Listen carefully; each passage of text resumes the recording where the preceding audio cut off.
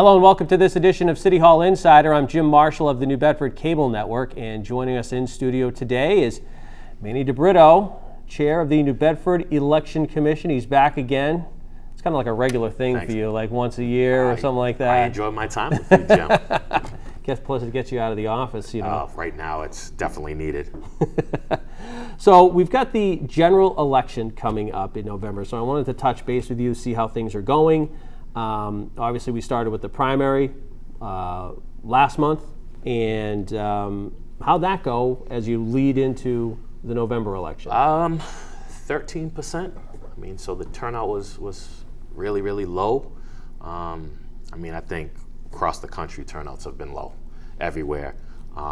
Voter apathy and just kind of distrust is just kind of running rampant right now. So, I think it's something we need to focus on. It's been a focus of my department and of the city to increase that turnout and trying to find ways to do so. I think people need to come out and make their voice heard. So how we do that, how we spark that, I don't know. We're still looking at ways to improve that. Yeah. How did from your standpoint, how'd the election go technically as far as you had enough poll workers, you had enough obviously the locations, there were a couple of tweaks that you had to make, but as far as technically, how'd it go? So everything, went fine. Obviously there's always things we can improve on, and things that, we're for things to happen before the primary, it just gives us a chance to, get things tighter for the general election, make sure everything's okay. We had a few changes because of sub-precincts due to redistricting and a couple of polling location changes, but for the most part, every election runs, fairly smoothly. There's a lot of changes, like I said, with the redistricting and re-precincting, so, some folks just getting used to where they're gonna go, and they might be in a new polling location. Well, the thing with that too, and I was thinking, that's what I was thinking too, because that's a change for people. The city, not a lot of people, but there are those on the edges that did change. So now they're probably, if they weren't paying attention, they look at the ballot and they're like, oh, my guy or gal's not there. Yeah, and it's by state law we notify everybody, we let everybody know, and I'll do your show, I'll do all the press to let people know, and re-precincting and redistricting happens every 10 years. Right. Just every individual in the city deserves equal representation, whether you're a voter or not. So, we look at the numbers, and every precinct has to be within a certain percentage of each other. So, It's like 33 or something like that. Yeah, so it has to be plus or minus 5% of each other. So the city grew by 6,000 people according to the census. Yeah. And, that growth doesn't occur equally across the city. So in the north, you have more single-family homes. In wards 2, 3, and 4, you have 3-family and tenements and, all of those things. So their size will contract, but they actually have more people. And then, Ward 1 will grow in size in some cases, but, that's to make up for the lack of numbers of people. So it causes shifts. And I know Chris Hendrick's district got smaller, like you were talking about, and it's more concise. Yes. And again, it takes a while for the people, even for the candidates, to get comfortable with what these changes are and what it means for them and for their voters. Again, it's not about voters, it's about, each resident, each individual that lives in the city. So, like I said, everyone has to be represented equally, and it's a difficult process. You make one change in one precinct, it's a domino effect across the board. So, we try to take a few things into consideration as far as like polling locations and historically, do people walk to the polls? Is there an older demographic that votes in one place over the other? Are they used to driving to a poll? So maybe you can move it a little bit further away. How close they are to other polling locations. Do you have to have the same amount of polls? So we actually, because of the redistricting, we ended up with 5 sub-precincts. So now we have 41 polling locations, 41 precincts. Okay. Each sub-precinct is considered its own precinct. Right. I have to, have a polling location, polling setup for it. Poll workers, booths, machine. So we went from 36 to 41 during the state election. Right. So that does create challenges as well. It's hard to find locations where we could fit. And so, for most part, the changes, as you will, in the precincts affect really the state rep races. Yes. And subsequently next year, it'll affect the council races. So, as the precincts shift and change, you might get some streets. It's not as dramatic. Not as dramatic as the district changes. There will be changes. You might end up with a new counselor, right? Because your street might have shifted, and it happened in a few locations. Again, it's mostly the district and the sub precinct, which is more confusing because it's a new thing for us. Right. So the thing too is for those who didn't participate in the primary election, and a lot of people did, 87%, when they go to the ballot for November, they may be surprised to see those changes, but obviously you've notified those. By law, we have to notify folks, and again, it's the press, and we just letting folks know if you have any questions. If you show up to your old polling location, let's say, and your name's not on the voter list, call the office. Make sure that we get you to the right polling location. It's just as simple as telling you to go from point A to point B. Now you're registered in a different precinct. Right. So we need to get you to the right place. A lot of people feel like they want to vote where they've always voted, and you can't. So what'll happen is some people will want to vote provisionally, and when we get those ballots back, and if it's as simple as you just didn't vote in the right place, those are trashed. Those are rejected. So we just want to make sure you get to the right place. There's nothing nefarious about it. Again, it's about the numbers. Right. We're not trying to rig anything any kind of way. State law says every 10 years you have to. Right, and the city has a part of it, and the state has to have a part of it too. It's not.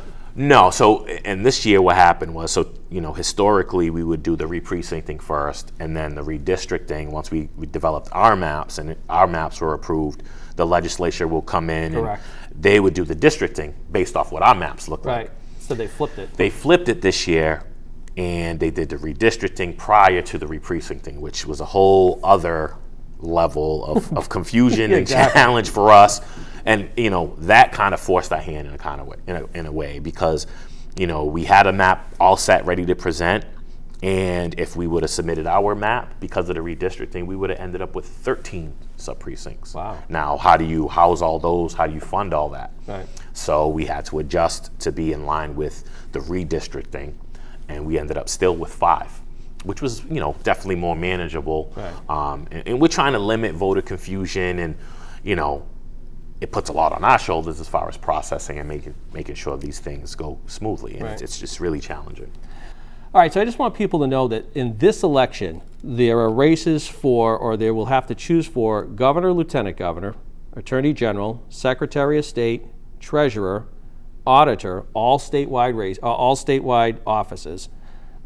Representative in Congress, governor's counselor, state senator, state representative, district attorney, county commissioner, sheriff, and register of deeds. And as we know, some of those races are not contested.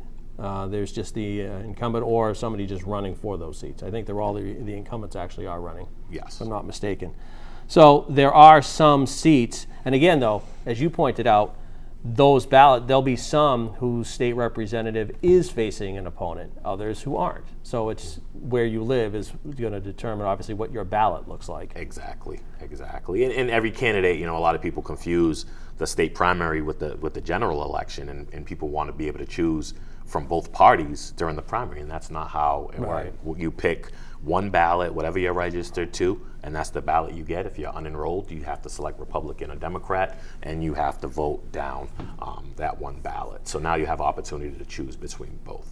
Let's talk deadlines too that you're facing. So the October 29th is the voter registration deadline. What's that? So it's the last day that someone can come in and register or change their address or change their party affiliation, and it be in effect for the general election.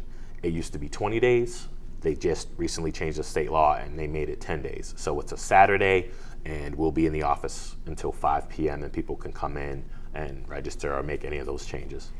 November 1st, vote by mail application deadline. Yes. And that's been popular, but so that's the last deadline to apply or the last day to get it? That's the last day to apply. I mean, I suggest folks do it way ahead of Absolutely. time. I mean, you're talking about, the Postal Service and you receiving your ballot, us receiving your application, we mailing out a ballot, you got to receive it and you got to send it back to us. So that doesn't leave much time.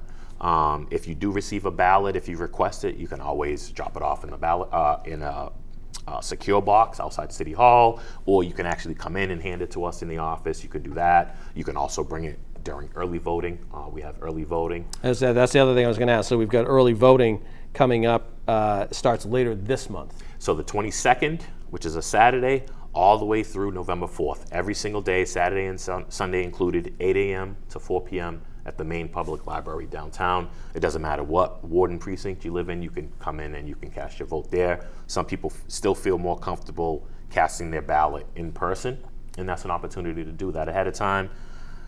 Nice setup. The library's beautiful on the 3rd floor. If people haven't been there, that's for my friend Olivia Mello. I just want to give a little bit of press to you guys, and they're great for allowing us that space.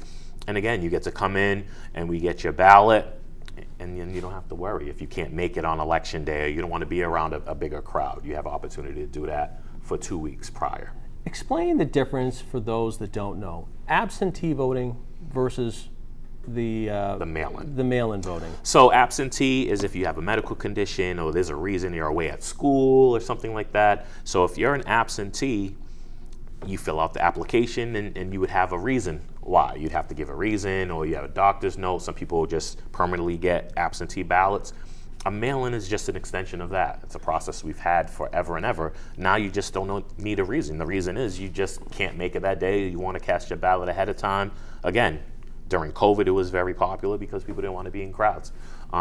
So it's just another opportunity. And again, it's very secure, and there's so many checks and balances. And you can track your ballot. You can call in and have us, check on you. So it's just another way. A lot of people feel really comfortable with the mail-in, and again, it's just giving people an opportunity, another option. Obviously, you and I have talked about this for especially the last couple of years, but I mean, you broached it just now, is security of elections. I mean, there are so many people out there that are saying that elections are not safe. And it's got to be frustrating from your standpoint because, as far as I know, there's been no fraud in New Bedford elections. No. I mean, our whole job is to make sure that the election is secure, right? I always say, I don't care who people vote for as long as they vote. Right. And it's my job to make sure we count those votes, and the elections are accessible to folks. And, there's a lot of people that are in place that do a good job to make sure. And it's not just me, it's my staff and my poll workers. And, on election day, we have about 300 and something people that all come together to make sure the elections run smoothly. If there was fraud or a big conspiracy, how many people would have to be in cahoots nationwide to make something like that even occur? And it's something that I look into every day. I read up on what's happening in the country, because we want to make sure we're as secure as possible, that we're looking into things. And Massachusetts does a great job. Since I started in my role, I've done probably 5 or 6 recounts for different elections and audits, and the machines are on. Well, talk about the So machines. accurate. Talk about the machines, because people say that the machines, the technology can be manipulated. How is that possible? So first, you can't get hacked because we're not tied into any network. So the machines are just there, and they're the just... machines are there. So basically, it's a scanner over a secured garbage bin. So it comes in, it scans. So what will happen is there's a flash drive that takes the number, like a counter, digital counter, and then there's also paper. You have the receipt that comes out, and we have the physical ballot inside. So what ends up happening is, on election night, we take the flash drives, we input that into a separate computer. Again, not in any network. It's only synced for that particular election, the number of voters and all of that. And then what my job is after that is, so that's why you get unofficial results, right? Because that's just the flash drive. Then I take those results from the flash drive, I have to compare them to what the paper says, the receipt. The poll workers count the number of ballots. That all has to match. Then my workers go back and they scan everyone that's crossed off the voter list, and those numbers also have to match every other step that we have. And if those numbers don't match, we can't submit those results to the state. We have to make sure everything matches along the line. So even like a mail-in ballot, you'll get scanned that you applied for one. We mailed one out to you. You mailed it back to us. So everything is tracked along the way. Could people who aren't, as far as fraud goes, could I get an absentee ballot for you? Or a mail-in vote ballot for you?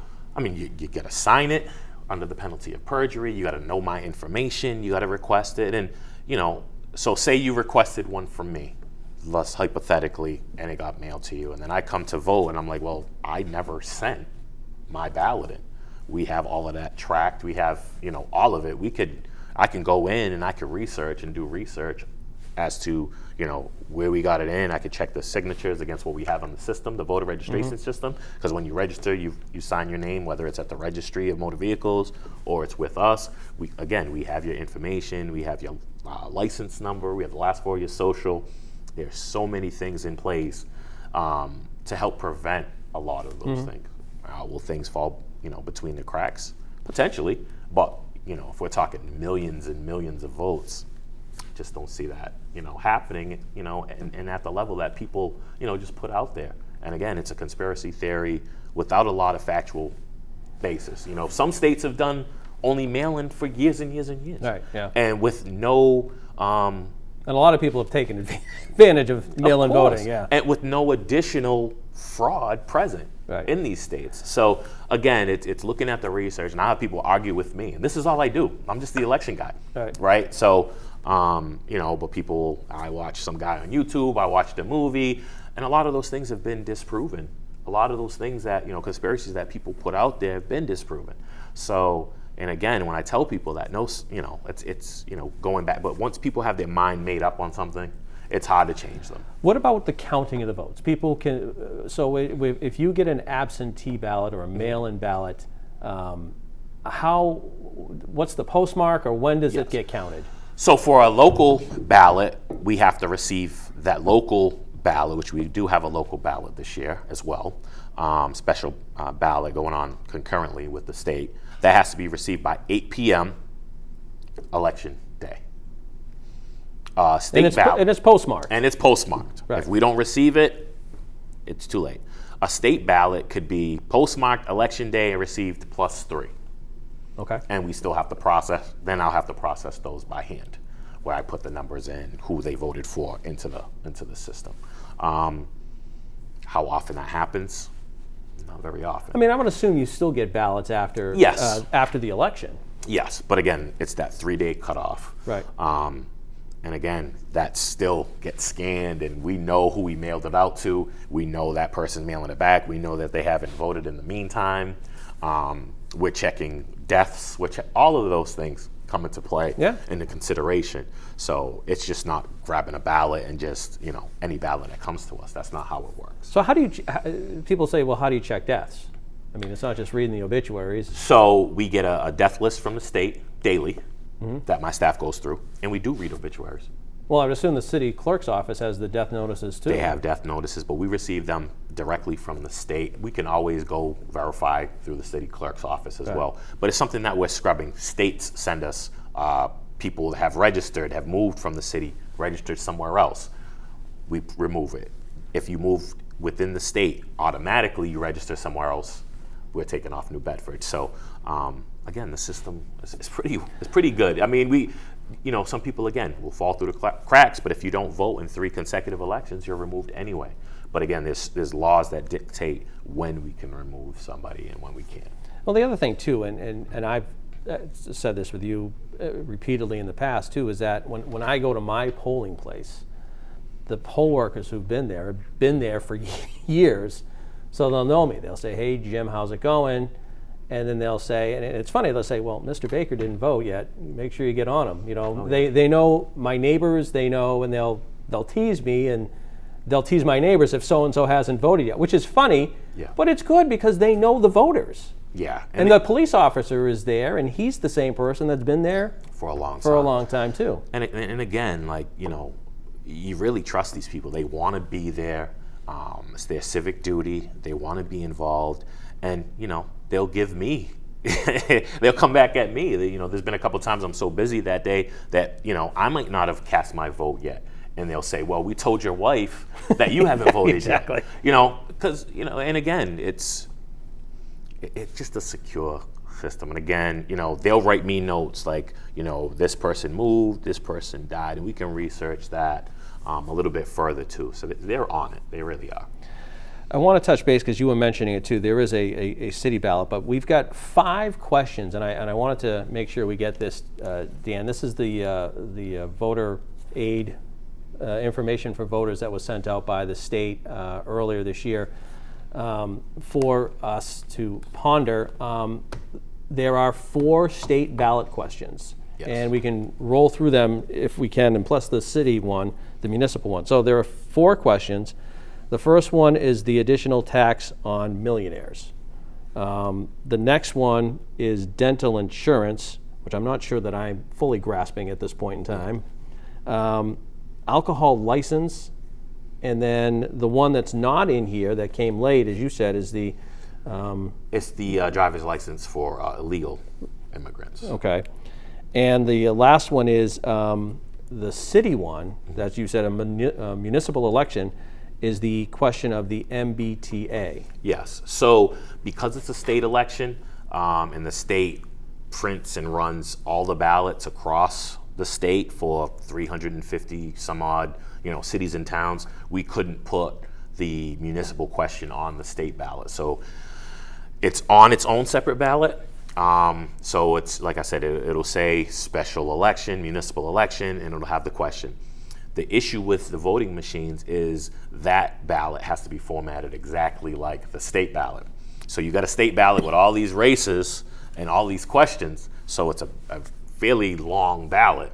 So we have one question on this huge ballot, and it's not wasting paper, it's just the machine won't read it if it's not the same size as far as programming. So, and the way the state law was written for the MBTA question, that question has to appear on a ballot and be voted on a year prior to service coming to a particular area. So we couldn't do it last year on the municipal, which would have saved a bunch of headaches for myself and processing and limit confusion, but this is just the way that the law was written. My understanding is the train is supposed to be, everybody's saying next fall. Yes.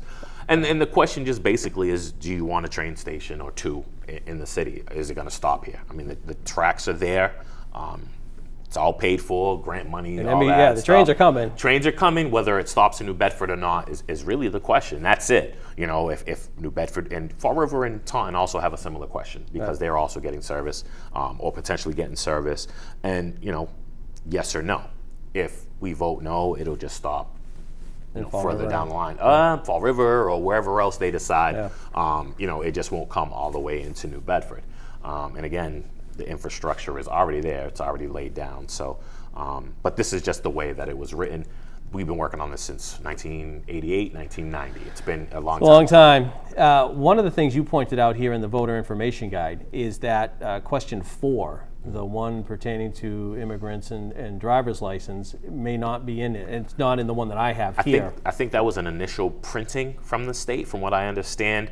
And that question was like a petition that came about. It was like a late petition or whatever. So it wasn't available in time for this. Again, they weren't trying to hide the fact that the question's there. It's there. Right. But I think at the time of printing and wanting to get these out, I think they submitted it all and mailed it out. It didn't come from my office. That came directly from the state. And the good thing about this too, for people watching, is that especially with the questions, they have basically the pros and the cons, what it says, what it'll do, and it's good because it has people who are for it and against it have done a summary, so you get to see what its impact is. Some of them, like I said, if you look at the dental one, it's huge. Yeah. So that's interesting. The alcoholic beverages one is a smaller one. So And it also has tips as far as voting and early voting and stuff like that. So I think everybody got these in the mail, which is helpful too. Election day itself, polls open at 7. 7 to 8 p.m., November 8th. Again, we're there all day. A couple of changes here or there. A couple of double precincts now because folks are in the sub-precincts. We're over at Care 1, over behind Walgreens off the Avenue. That's 1B and 1B1, where 1B used to be in Campbell School. Campbell School is still an active polling location for 1C and 1C1. We couldn't fit 4 precinct setups in there. Care 1, it's a little bit out of the way. It's behind. We'll have signs up, and then also the Kennedy Donovan Center is now a location instead of the Kennedy Youth, the CYO. Because that's my place. There's construction going on there, so it's at the old synagogue. It's all redone inside. Again, we'll have some signs. You can reach that parking lot by County Street or Hawthorne. So there's 2 entrances, and it's right in the middle. There's a flag, and like I said, there'll be signs. It's a pretty nice setup. It's a new building, and again, we were lucky to be able to find something so late in the process and it be right there. Yeah, I mean, that's the key, is you've got to find a place too, and sometimes it's not that easy. It's difficult. So there's state laws. I mean, they have to be handicap accessible. Right. They have to be within a precinct or an adjoining precinct. They have to want us there. There has to be parking. There are a lot of things, and people don't realize, why do you have it in schools and why do you have it in nursing homes? I mean, those are the places that are going to be handicap accessible. Right. Those are the places that are going to have parking. And again, these locations have police there. My children go to school at 2 polling locations, so I get some of the apprehension from some folks. But some people feel like it's the safest days of the year because you have a police officer there that's armed. So, there's so much that goes into, again, 41 precincts. The one thing too, and we got a couple minutes left, but you touched on it when you talked about the library and Olivia Mello, the director there. You've got a lot of departments that you work with to pull off an election. Yes. And I don't think people grasp that. No, so I'm here with you, thankfully, thank you. The library, the police, you got the treasurer's office, purchasing, you got the mayor's office. I mean, we're doing so much with so many different people, the city council to sign warrants and disability commission, and it takes a lot of people, and I'm really grateful that I have such great department heads and people that I can reach out to and work with that are easy to work with. And I just think that people don't grasp. I think, it's all the election office, and it really isn't. It's no. Or we work 1 day out of the year or 2 days. And you do, but those are my long days from 4 a.m. till 11 midnight. But I mean, this is months in the making. Well, I know, because years. You and I have talked. I mean, right after an election, you have the post-election where you're thinking, and then you're really starting for the next election because you have to go over the names and. Yeah. Well, we're doing like the petitions that will start coming in after the election, and we're wrapping up. It's not election day; everything's over. We got to wrap up and make sure everything's there, and then you're talking about budget season comes up for the city, and then planning. And again, it's a lot of different stuff. And then in the spring, it's getting ready for the municipal election and getting locations and state law and security. Right. And it's really a big process. I'm so blessed to have the staff that I have. They're amazing, and they do a great job. But it's not just a 2-day job. It's not a 2-day thing. It's not a part-time job. It's a full-time job. In a city. And it's great. I do enjoy the election itself. I really do. That day is a fun day for me. Long but fun. Well, it's good to see you. Quick prediction for the turnout. What do you think for the state? Last state, I believe we were at 35 to 40%, and I'm hoping to get 40 to 45%. That would be nice. Let's see people turn out. We definitely need to make our voice heard. Sounds good. That's going to do it. Manuel Debrito, chair of the New Bedford Election Commission. He's going to be busy for the next few weeks. If you have any questions, call the office. Yes. Check on the city's website, the election office. 508-979-1420. There you go. That's going to do it for this edition of City Hall Insider. I'm Jim Marshall of the New Bedford Cable Network. Thanks for watching, and we'll talk to you again soon.